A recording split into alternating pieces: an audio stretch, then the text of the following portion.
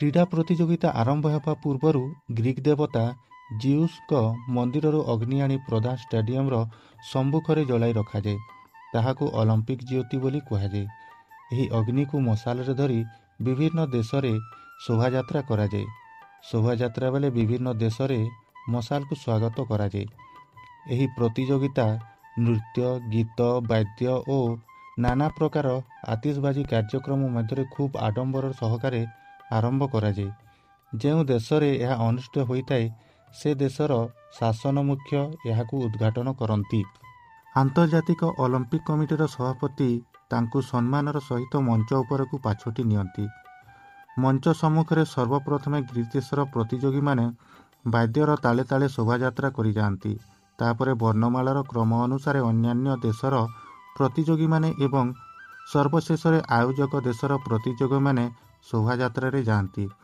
ପ୍ରତିଯୋଗୀମାନେ ଶୋଭାଯାତ୍ରାରେ ଗଲାବେଳେ ନିଜ ନିଜ ଦେଶର ଜାତୀୟ ପତାକାକୁ ଭୂମି ସହିତ ସମାନ୍ତରାଳ ଭାବେ ଧରି ଯାଆନ୍ତି।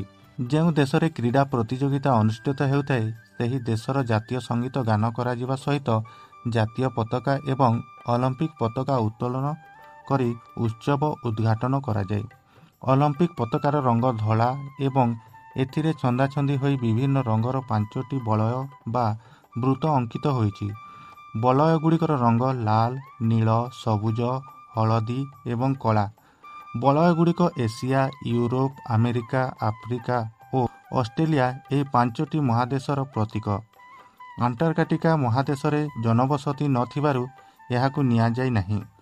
ବଳୟଗୁଡ଼ିକ ଛନ୍ଦାଛନ୍ଦି ହୋଇ ରହିବାର ଅର୍ଥ ହେଉଛି ପରସ୍ପର ମଧ୍ୟରେ ଏକତା ଓ ବନ୍ଧୁତ୍ୱ ରକ୍ଷା କରିବା। ବିଭିନ୍ନ ଦେଶରୁ ଆସିଥିବା ଖେଳାଳିମାନେ ଯେଉଁ ଶିବିରରେ ରହନ୍ତି ତାକୁ ଅଲମ୍ପିକ୍ ଗ୍ରାମ ବୋଲି କୁହାଯାଏ। ଦେଶ ଦେଶ ମଧ୍ୟରେ ଭାତୃଭାବ ଏବଂ ସୁସମ୍ପର୍କ ବୃଦ୍ଧିରେ ଏହା ସହାୟକ ହୋଇଥାଏ। 1896ରେ ଅନୁଷ୍ଠିତ ପ୍ରଥମ ଆଧୁନିକ ଅଲମ୍ପିକ୍ କ୍ରୀଡ଼ାରେ ମୋଟ 9ଟି ବିଷୟରେ ପ୍ରତିଯୋଗିତା ହେଉଥିବା ବେଳେ ଏବେ ମାରାଥନ୍ ଦୌଡ଼, ମୁଷ୍ଟିଯୁଦ୍ଧ, ଖଡ୍ଗଯୁଦ୍ଧ, ଭାରୋତ୍ତୋଳନ, ଲକ୍ଷ୍ୟଭେଦ, ହକି, ଫୁଟବଲ, ଟେନିସ୍, ସାଇକେଲ ଚାଳନା, ସନ୍ତରଣ, ଲମ୍ବଡିଆଁ ଓ ଉଚ୍ଚଡିଆଁ ଇତ୍ୟାଦି 35 ପ୍ରକାର ଖେଳରେ ପ୍ରାୟ 400 ପ୍ରକାର ପ୍ରତିଯୋଗିତା ଅନୁଷ୍ଠିତ ହେଉଛି। ବହୁଦିନ ପର୍ଯ୍ୟନ୍ତ ଅଲମ୍ପିକ୍ କ୍ରୀଡ଼ାରେ ଭାଗ ନେବାକୁ ମହିଳାମାନଙ୍କୁ ଅନୁମତି ଦିଆଯାଉ ନଥିଲା। ଏବେ କିନ୍ତୁ ବହୁ ସଂଖ୍ୟାରେ ମହିଳା ଯୋଗଦେଇ ନିଜର କୃତିତ୍ୱ ପ୍ରଦର୍ଶନ କରୁଛନ୍ତି। 2000 ମସିହାରେ ଅଷ୍ଟ୍ରେଲିଆର ସିଡନୀଠାରେ ଅନୁଷ୍ଠିତ ଅଲମ୍ପିକ୍ କ୍ରୀଡ଼ାରେ ଭାରତର ଜଣେ ମହିଳା କ୍ରୀଡ଼ାବିତ୍ କରନାମ ମାଲେଶ୍ୱରୀ ଭାରୋତ୍ତୋଳନରେ ବ୍ରୋଞ୍ଜ ପଦକ ଲାଭ କରିଥିଲେ। ବାଦ୍ୟ ସାହାଯ୍ୟରେ ସଙ୍ଗୀତ ମଧୁର ଲାଗେ। ବାଜା ସାହାଯ୍ୟରେ ସଙ୍ଗୀତ ମଧୁର ଲାଗେ। ବାଦ୍ୟର ଅର୍ଥ ହେଲା ବାଜା। ଆୟୋଜକମାନେ କାର୍ଯ୍ୟକ୍ରମର ଭାର ନିଅନ୍ତି।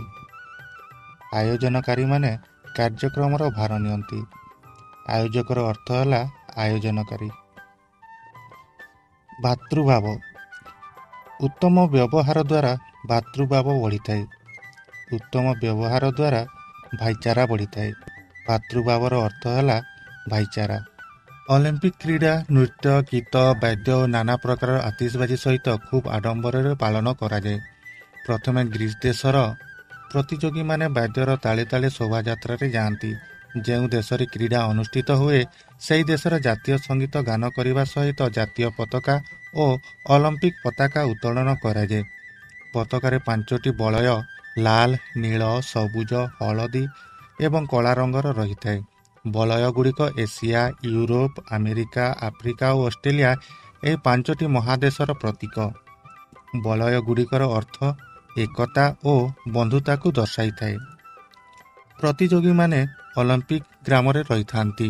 1896 ମସିହାରେ 9ଟି ବିଷୟରେ ପ୍ରତିଯୋଗିତା ହେଉଥିବା ବେଳେ ଏବେ ମାରାଥନ୍ ଦୌଡ଼, ମୁଷ୍ଟିଯୁଦ୍ଧ, ଖଡ୍ଗଯୁଦ୍ଧ, ଭାରୋତ୍ତୋଳନ, ଲକ୍ଷ୍ୟଭେଦ, ହକି, ଫୁଟବଲ, ଟେନିସ୍, ସାଇକେଲ ଚାଳନା, ସନ୍ତରଣ, ଲମ୍ବଡିଆଁ ଓ ଉଚ୍ଚଡିଆଁ ଇତ୍ୟାଦି 35 ପ୍ରକାର ଖେଳର ପ୍ରାୟ 400 ପ୍ରକାର ପ୍ରତିଯୋଗିତା ଅନୁଷ୍ଠିତ ହେଉଛି।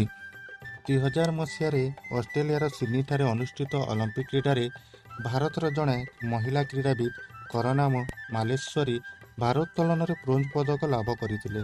ପ୍ରଶ୍ନ: ଭାରତର କେଉଁ ମହିଳା ଖେଳାଳି ସର୍ବପ୍ରଥମେ ବ୍ରୋଞ୍ଜ ପଦକ ଲାଭ କରିଥିଲେ? ଉତ୍ତର ଭାରତର କରନାମା ମାଲେଶ୍ୱରୀ ମହିଳା ଖେଳାଳି ସର୍ବପ୍ରଥମେ ବ୍ରୋଞ୍ଜ ପଦକ ଲାଭ କରିଥିଲେ। ପ୍ରଶ୍ନ ବଳୟଗୁଡ଼ିକ ଛନ୍ଦାଛନ୍ଦି ହୋଇଥିବାର ଅର୍ଥ କ'ଣ? ଉତ୍ତର ବଳୟଗୁଡ଼ିକ ଛନ୍ଦାଛନ୍ଦି ହୋଇଥିବାର ଅର୍ଥ ଏକତା ଓ ବନ୍ଧୁତା ରକ୍ଷା କରିବା।